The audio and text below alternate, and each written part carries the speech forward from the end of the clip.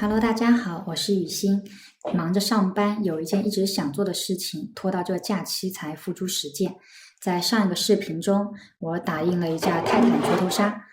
但因为 PID 取值不佳，在空中横滚震荡，飞行2分钟便喜提炸机。你可能会说，iNav 飞控有 AutoTurn 模式，可以自动计算较优的 PID，但是根据文档，必须要飞得足够高，并且在空中做满杆大机动，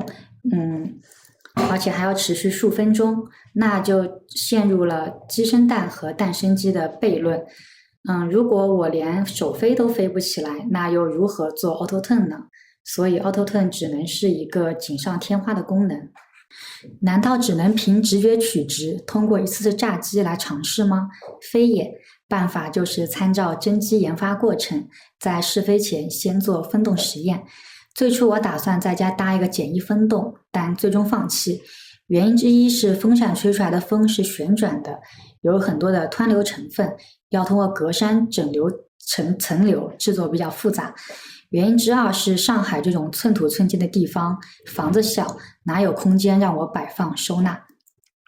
我灵机一动，如果用个支架把飞机架在车顶，那么车开起来，车顶就会有气流，而且我可以通过控制车速来控制空速，便实现了分动的功能。那么问题来了，车顶的气流是优质的层流吗？我找了几个汽车做分动实验的视频，通过烟雾轨迹可以确定，外形流畅的轿车车顶确实是层流。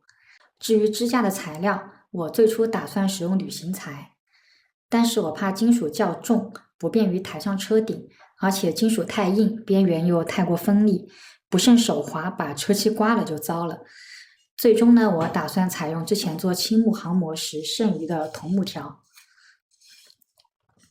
成品是这样的，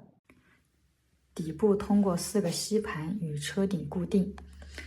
顶端延伸出2根5厘米的碳杆作为转轴，让飞机能够自由旋转。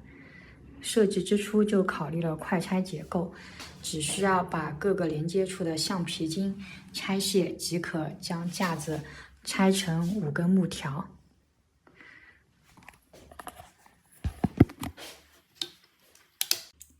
当，拆好啦，这样就不占空间。所有的连接件都是3D 打印的，总成本不超过20元。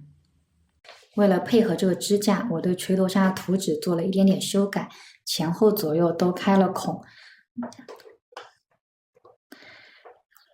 可以插入支架顶端的碳杆，让飞机可以绕横滚轴或者俯仰轴自由旋转。需要注意的是，开孔要尽可能的穿过飞机的重心，这样分动试验的力学性质才能尽可能的贴近真实飞行。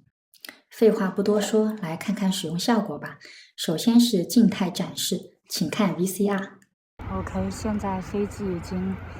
用支架固定在车顶上了，然后因为重心电池的关系，重心偏下，然后大家可以看在风的作用下，它会自己旋转，然后待会儿就把手机放到那个支架上，从后面拍摄，然后开车。看起来还很帅的，然后再看一下正面的视角，就是这样子。第一步，出现问题，我保留之前炸机时的 PID 参数，让车跑起来，在车速40公里时，可以看到飞机明显的横滚震荡，与我手飞时一模一样。仔细观察舵面，可以看到舵量很大，而且来回摆动与飞机摇晃频率一致，也就是进入了自机震荡。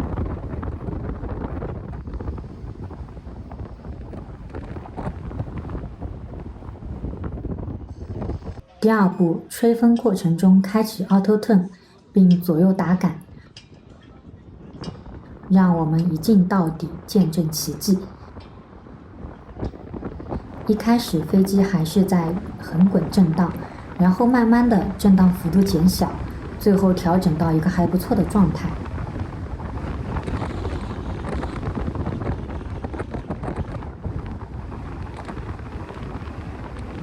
根据官方文档 ，iNav 会持续收集数据，计算最优 PID， 每5秒更新当前最佳数值。观察到的现象也确实如此，10几秒后飞机就比较稳定了，之后就退出 Auto Turn 模式，遥感外8，保存参数。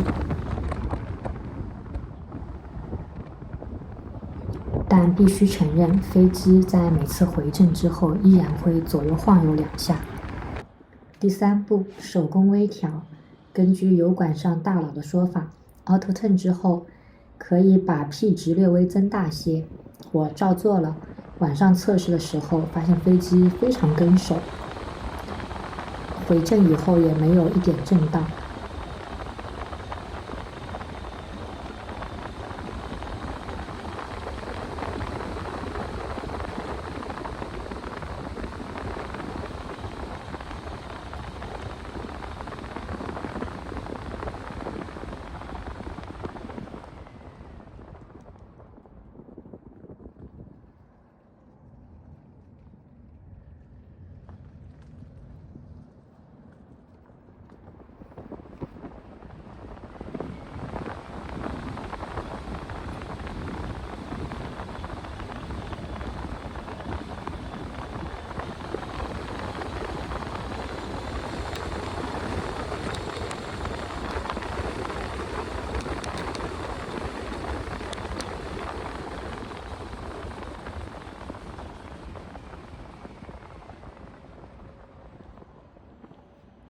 一切看起来都非常的美好，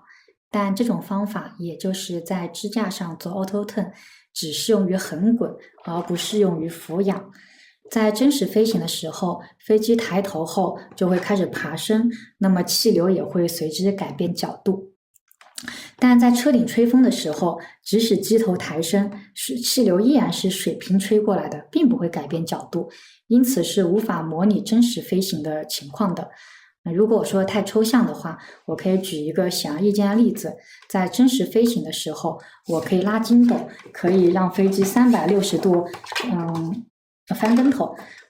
但是在车顶吹风的时候，当机头抬起一定角度以后，就不可能再抬升，因为如果机头还要再抬升的话，那岂不是气流是垂直于机翼吹过来的？甚至如果我要继续向后翻滚的话，那岂不是气流是从机翼后方吹过来的？这显然是不可能的事情。因此在车顶吹风就不可能翻出筋斗。那如果这个时候我做 Auto Turn， 飞控就会发现抬头的速度和幅度远不及预期，于是就会猛猛的加大 PID 参数，导致 PID 过冲，飞机便会进入俯仰震荡。大家可以看一下 VCR 就有个直观的了解。